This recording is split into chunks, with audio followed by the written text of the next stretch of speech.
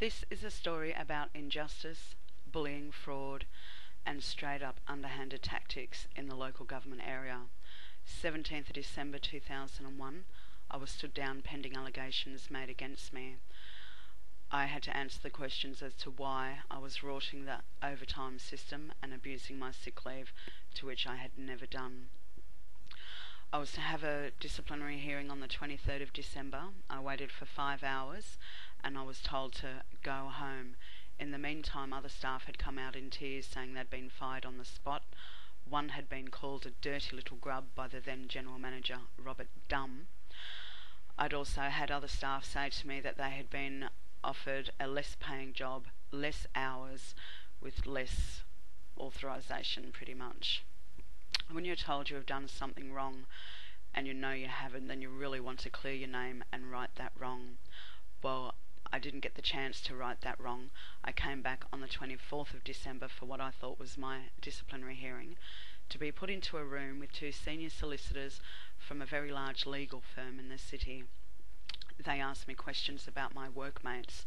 I declined to answer, and all I had to say really was that I'm here for my disciplinary hearing to show cause, and you are not the general manager or the HR manager stated on my letter of disciplinary hearing to do the interview.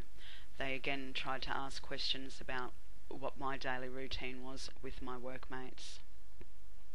I was sent to many psychiatrists and psychologists in the following months, all up about 20 of them, plus rehab services. As well as these appointments, I had to see my own GP to be medicated. I've been on about 7 different medications for the last 5 years, trying to get some kind of closure and feeling of normality in my life again, but it is very hard. I ended up getting picked up by the union. We had a meeting in the Industrial Relations Commission. The magistrate had suggested to me I resign or be terminated medically unfit. I did not wish to have either of these options, and I asked for a disciplinary hearing to be held then and there in her courtroom. She said no, resign or be terminated. I had to resign as my house was about to be foreclosed, which I did end up having to sell. I have had very few jobs in the meantime due to my mental health, and I was quite angry that this is what it had come down to. I got sick, so I had to leave.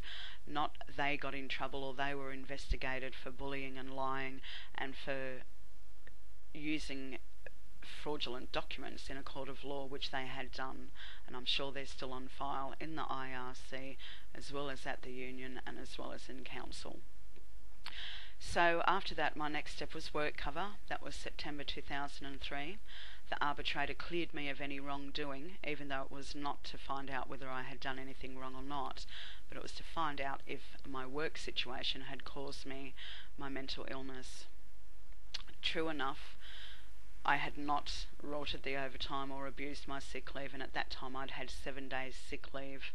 So that's pretty good going for a shift worker and for someone who gets 15 days a year.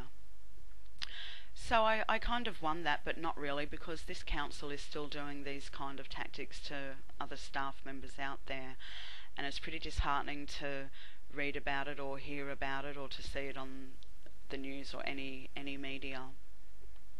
I'd like to thank the former Frank Ratsaw, Lord Mayor of Sydney, for doing this to myself and my co-workers, Robert Dumb, General Manager, former, of City of Sydney, for helping him do this little evil plot, Chris Sanders, Human Resources Manager, who's just a short little fat prick with no heart, no bones, no blood, no nothing.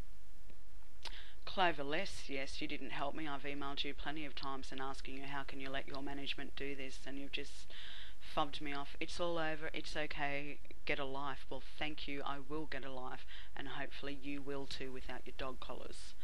Lucy Cowturn, you were just as bad. I spent 2 hours protesting out the front of Town Hall to get the last of my wages, and you just ignored me. I stood there in the pouring rain, one-woman protest, trying to get my cause across. You told the security to remove me off the premises. Thank you. So, people out there employed by local government, watch your back. It does happen. It's not just on your head and paranoia or a conspiracy theory. These things do happen. So if it's happened to you, stand up and be counted, and let's fight these people. Thank you.